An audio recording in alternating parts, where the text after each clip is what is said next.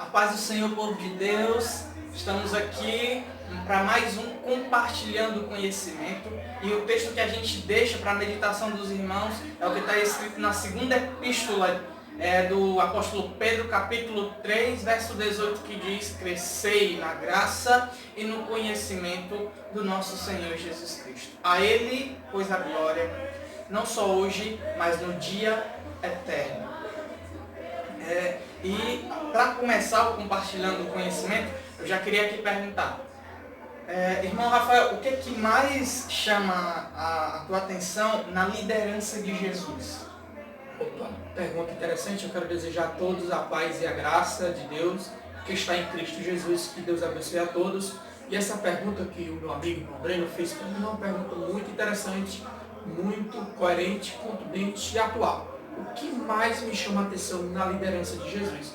Poderia, se eu fosse fazer uma análise, existem vários requisitos ou vários fatores na liderança de Jesus que me chamam a atenção. A primeira questão era a forma de ele tratar as pessoas. Quando Jesus ia tratar as pessoas, ele tratava todos com igualdade. Podia ser o alto, o baixo, o gordo, o magro, o rico ou o pobre. Ele tratava as pessoas de uma tal forma que as pessoas tinham prazer de estar com ele. Ele tratava bem os publicanos, os fariseus. Os fariseus tratava bem os fariseus, só que ele tratava de uma forma que era necessário ele ser tratado. Tratava bem os publicanos. Então, ele abraçava todos aqueles que queriam estar perto dele, ele não dispensava, ele tratava bem até as criancinhas, né? A gente às vezes não tem paciência com criança, mas o próprio Jesus, o maior líder, ele tinha paciência com as crianças. Outra coisa que me chama a atenção na liderança de Jesus é a unicidade, então a junção da teoria com a prática. Teoria e praticidade. Jesus tanto falava como vivia, tanto pregava como praticava. Então isso é algo fenomenal. Outra coisa que me chamava muito a atenção na liderança de Jesus era a questão da sua humildade. Ser humilde. Por isso que ele diz: aprendam de mim que sou manso e humilde de coração e vocês encontrarão descanso. Então, o fato de Jesus ser humilde, isso me cativa. Humildade. E o que é humildade, meu velho? Humildade é uma virtude interior adquirida do caráter de Cristo, gerada em nós pela obra do Espírito Santo. Então, se você quer ser líder, trate bem as pessoas, pregue mais viva e a questão da humildade. Seja humilde. Trate bem as pessoas, pregue o que vive e trate bem as pessoas. Seja humilde. Ok? Agora eu quero fazer uma pergunta para o Breno. Já que eu encerrei a minha resposta, eu quero fazer uma pergunta para ele. O que na Bíblia te chama mais atenção? O que te empolga? O que te encanta mais na Bíblia? Que de maneira geral nos chama muita atenção é a graça. A graça de Deus, a maneira como Deus se relaciona com o homem. Em todas as páginas da Bíblia a gente vê a graça. Mesmo no Antigo Testamento tem graça de Deus. Por exemplo, o que Deus pediu da nação de Israel para tirá-los do Egito? Nada, não cobrou nada. Foi graça. O que Deus pediu a você ou a mim para que a gente fosse merecedor do sacrifício de Jesus é graça. O que me chama a atenção na Bíblia é a graça de Deus, o amor de Deus. E a gente fica igual Paulo falou. Segunda Epístola aos Coríntios, no capítulo 5, verso 14 e 15, diz assim: o amor de Cristo nos constrange julgando nós assim, que se um morreu por todos, logo todos morreram. E ele morreu por todos, para que os que vivem não vivam mais para si, mas para aquele que por eles morreu e ressuscitou. A graça de Deus é o que nos chama bastante atenção na Bíblia. E eu já quero aqui fazer a minha segunda pergunta ao irmão Rafael. De maneira bem breve assim e exata, tem assim algum discípulo que se pareça com o Rafael ou não? O Rafael é diferente de todos os discípulos? É uma pergunta interessante. Eu acho que o personagem que é mais parecido comigo, ou que eu mais se parece, é Pedro. Eu também acho. Pedro é o personagem que se parece comigo. Por causa, pressão. Claro que existe a questão do Pedro antes da descida do Espírito Santo e o Pedro depois da descida do Espírito Santo. Pedro era um cara que ele era um cara muito ativo. Ele era um cara muito dado, muito comunicativo, ao ponto de errar. Ele falava muito, até pelos cotovelos, a expressão que eu estou usando, que ele errava. E às vezes eu me comporto dessa forma. Às vezes eu falo demais, falo, que acabo errando. Okay? Outra coisa, outro comportamento em Pedro que eu já tive é a questão de afirmar que seguiria Jesus ao ponto de morrer por ele. Aí logo após, ele nega Jesus. Então eu já tomei essas atitudes, eu já tive essas reações. Estava aqui, empolgado, orando, de repente eu nego Jesus por besteira. Então, esses comportamentos refletia ou reflete em mim. Mas depois da descida do Espírito Santo, depois do Pentecostes, a sua personalidade é tocada pelo Espírito e vai mudando. Então, eu estou nesse processo de Pedro. Pedro antes e Pedro depois. Então, Deus está trabalhando no meu caráter, Deus está trabalhando no meu ser, e Deus está mudando o meu temperamento. Okay? Então, Pedro é um cara tremendo. Eu quero fazer uma pergunta para o Breno, já que ele me botou no estreito aqui. Eu vou fazer uma pergunta para ele definir, para ele fazer uma definição bem bíblica, bem contundente, bem coerente do que significa a mensagem da cruz e a mensagem do Evangelho, se elas estão conectadas ou se elas são as mesmas coisas.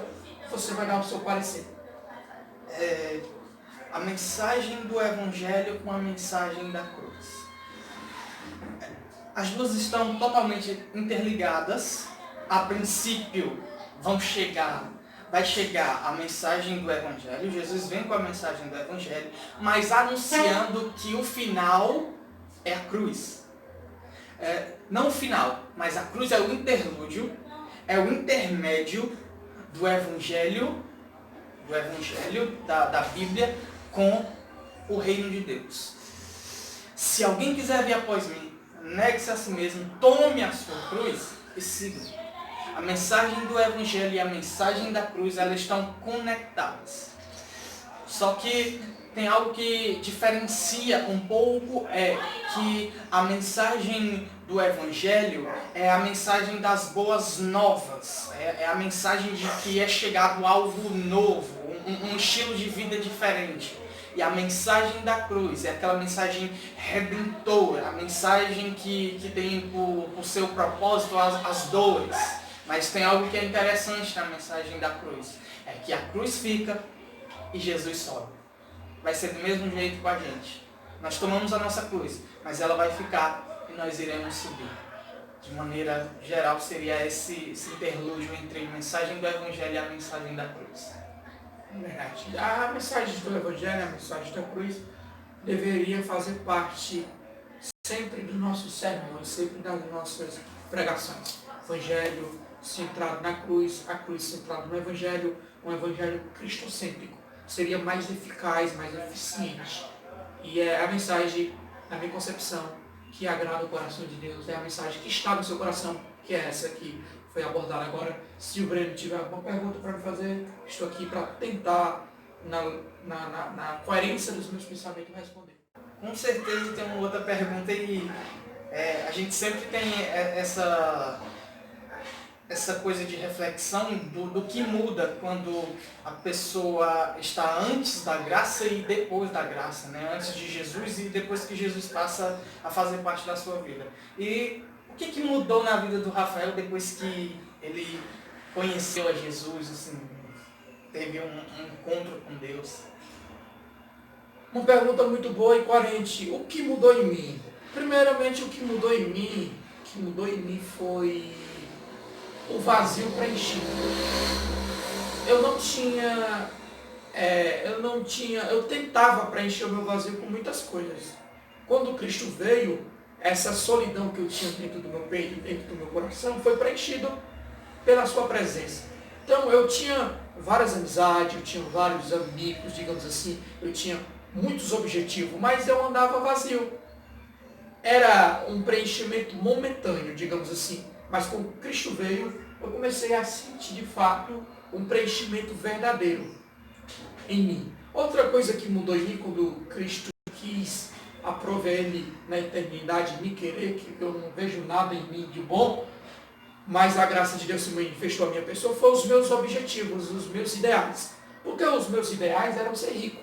Como assim? O meu maior sonho era ser um jogador de futebol. Né? Ser um jogador de bola. E eu tinha talento para isso. Deus me dotou desse talento. Eu queria, no meu coração, no meu interior, na minha convicção, eu ia ser. E de fato eu ia ser. Mas quando Cristo veio em mim, esse objetivo mudou. Não que seja errado você ser um jogador de futebol, mas ele gerou em mim outras vontades, outros objetivos, que era pregar a sua palavra, que era ser missionário, que é fazer a sua vontade. Então, essa questão de ser jogador, esses objetivos virou para mim esterco. Não tinha mais sentido, não tinha mais objetivo. Então, o que passou a ter, de fato, sentido para mim foi fazer a sua vontade e cumprir o seu it. Então, isso é muito interessante o que aconteceu na minha vida. Eu não tinha probabilidade de largar o meu maior sonho. Mas quando Cristo veio, Ele gerou em mim outros sonhos, que é fazer a sua vontade. Okay? Então, é isso que mudou em mim. Agora, vamos lá. Tu quer que eu faça mais alguma pergunta para ti?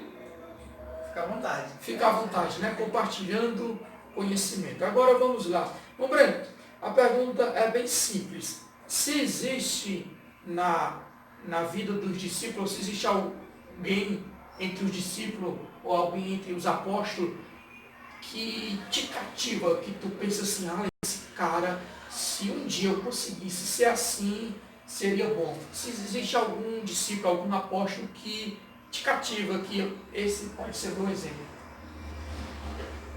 Se pudesse, eu não vou conseguir na minha vida ser igual a nenhum dos dois que eu admiro muito pela Bíblia. Paulo e João. Esses dois caras eu admiro. João pelo seu evangelismo. Se vocês já estudaram sobre o Evangelho de João, as epístolas de João, vai ver o quanto era eficaz o evangelismo de João. É tanto que Irineu, que foi discípulo de João, é alguém que tem aí uma história, né, no primeiro século da igreja. E Paulo, chamado o homem-bomba do Evangelho, né, o cara que andou pela Ásia implantando igreja. Eu sei que isso é muito difícil, mas de maneira com a qual ele perguntou, que chama muito a minha atenção e eu tenho uma admiração, é Paulo e João. Não que eu não tenha pelos outros, cada um foi muito importante, mas que me cativa é Paulo e João. E a gente já vai encerrar esse vídeo agradecendo mais uma vez a vocês que estão aí do outro lado nos assistindo e sendo edificados. Que vocês sempre continuem nos dando essa força. Não se esqueçam de se inscrever se você está vindo aqui pela primeira vez. Se gostou, clica no gostei, comenta, compartilhe o vídeo e nos ajude a crescer. Que Deus em Cristo te abençoe, em nome de Jesus. Amém. Paz e graça e até a próxima.